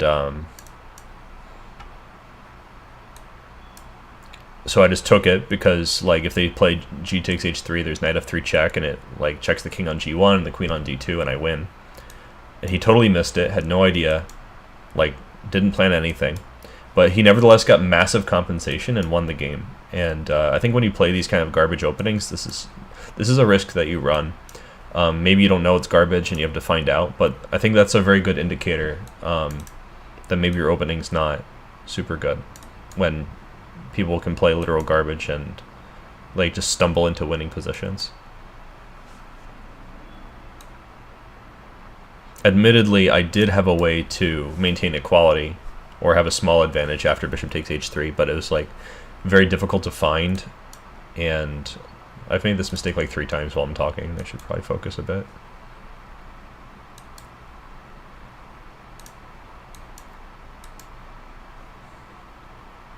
Alright, I'm near the end of this.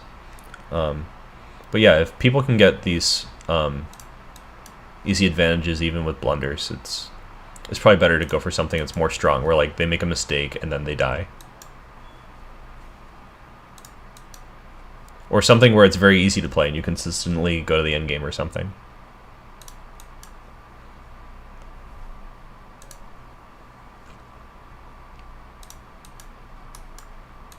Oops.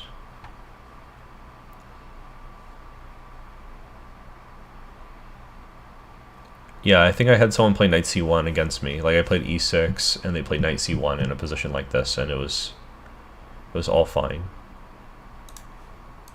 for them. So this looks like an interesting improvement.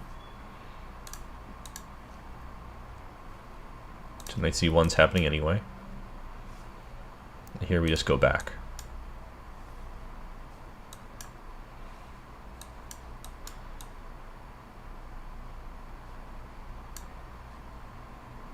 I think it was rook b8. Yeah. And here's the h5 stuff. Rook b8 steps out of the view of the bishop on g2.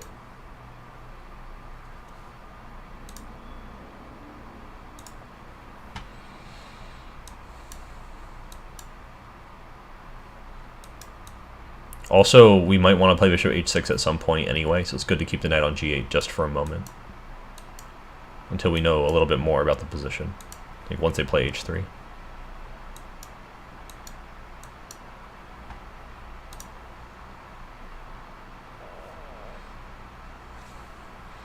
The knight e2 move order is pretty interesting. I've actually thought about playing this myself. If he recommends transposing into a main line, that makes me feel like it's very safe to just play knight e2. But I'm also curious about what independent value there is. Maybe in the main part of the course he'll discuss moves aside from like the closed Sicilian style. Okay, this is a g3 dragon. But we could probably get something dragon-y without g3 if we just play d4 directly. A little commentary on that transposition would probably be valuable to me here. So I guess I'll see in the chapter.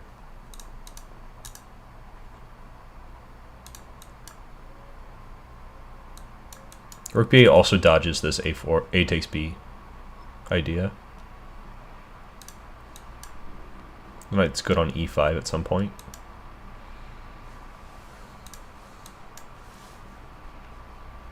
So, oh yeah, of course. So if we play knight f6 and they play d4, he's going to transpose into the Najdorf, unless he thinks there's some kind of special move that's not c takes d. which there very may well be.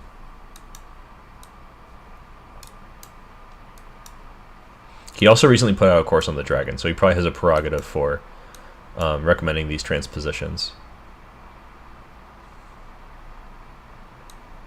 Or b8 maybe? Yeah.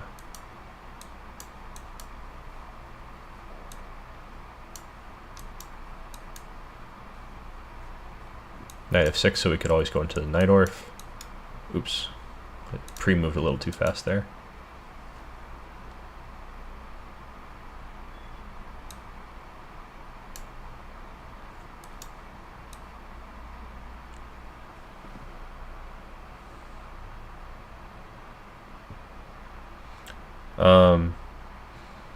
Unitmaster, if you say the main line, do you mean the main line as Simon Williams gives it? Because I've heard very often that people say that whatever he gives as the main line literally never happens. Like, there aren't even games in his main line a lot of the time. It's just some kind of like showy sequence of moves that makes no sense.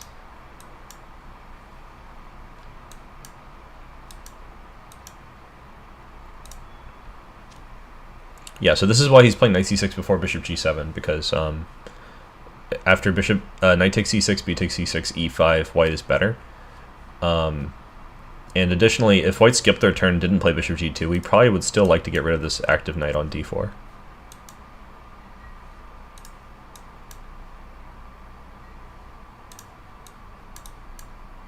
This is all normal dragon stuff, except maybe e6.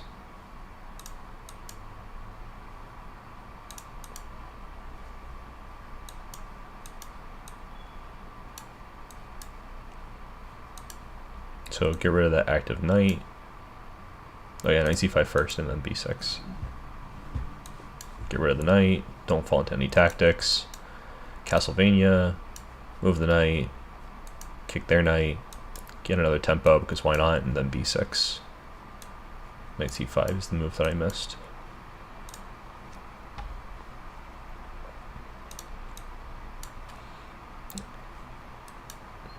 So obviously there's some transpositions possible here for the g3 Najdorf, but we wait. And they stay in the closed lines for this chapter. This is very similar to the last line. And as usual, I don't think the commentary is that valuable, but it's good to check it out a little bit.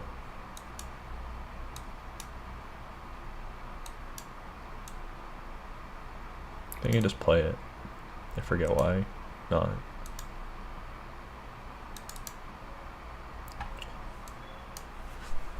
Hold on. Oh yeah, this first.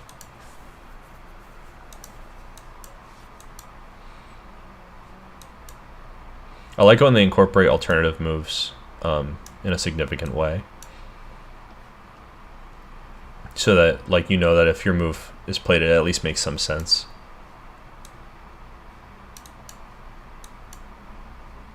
I mean, if your move is an alternative, that it at least makes some sense, even if it's not the move that they chose.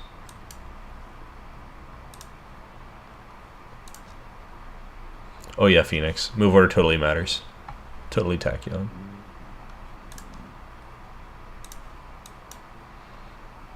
Alright, so here's our favorite Alapin thingy.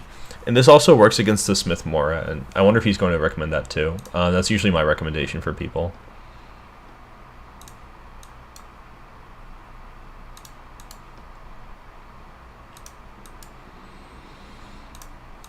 This is a known good line for black.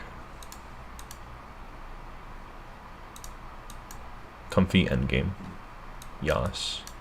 That's what we like best.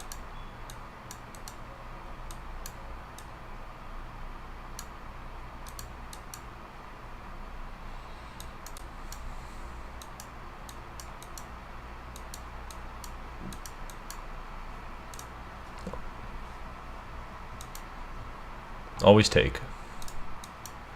Always move your knight. Always play knight b6. Just kidding. Only play knight b6 when the bishop's on c4 in the Alapin. Trading queens is always a nice thing if you can make it happen. So, sort of forcing them to enter complications and give up their bishop this way. So I consider this really a win-win.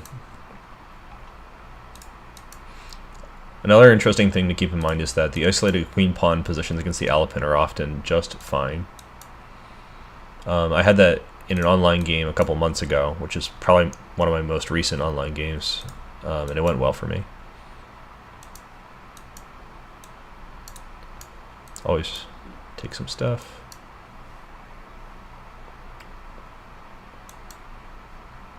Oh yeah, first get rid of the bishop, then we do this. And do a little tempo, move our king.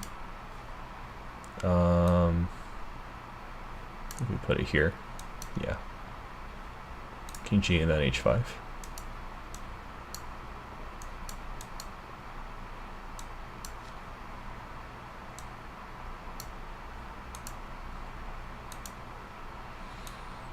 It's a pretty challenging line if you don't know the theory here, because moving your king a few times is a little unintuitive, and you have to choose where to put your minor pieces. And I think those are some real tricky questions to answer in a practical game, where you just are working it out on your own, not playing what Anish Giri told you to play. King G8 to H5, yes, best move. I think this is actually the line that I had recently. Let's see if he recommends the same stuff. So far it's all the same. Yeah, I think all good so far.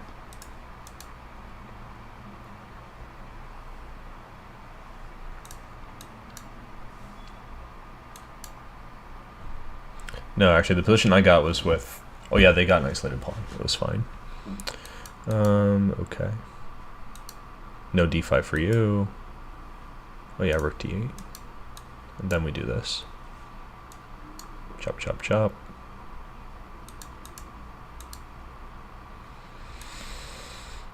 To avoid queen g4 stuff, we play rook d8. And then we go for this, because they wasted a tempo on bishop e3 compared to the plan of playing queen g4 and bishop h6. So it's good to remember this rook d8 move. Okay, so that was the entire short version. What do they call it? The quick start guide. And I don't know if this is going to look good to you guys, but I could go to the main chapter thing and browse. Yeah, so we got chapters here. We have, it looks like 29 or 30 chapters, all different lines. One thing I really like about the Chessable books is that they have the option to update the book. So if they feel like putting more work into something that already makes them money to try to make them even more money, that's definitely an option when you have a digital book. So I look forward to digging into at least a few of these chapters. I probably will not do all of them because it might be kind of redundant for me. But I want to see what his different things are, things that he likes that are not what I normally do.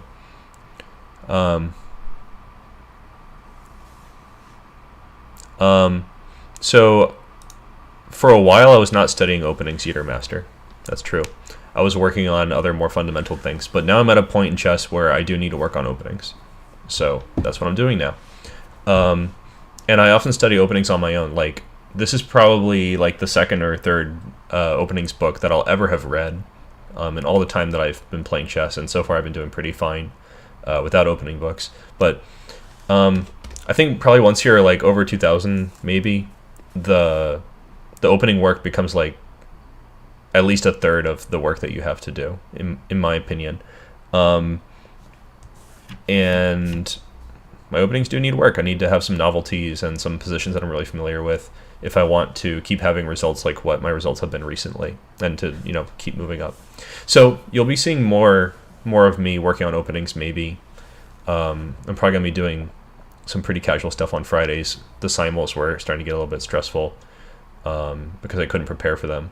So I might be doing more Chessable stuff with you guys.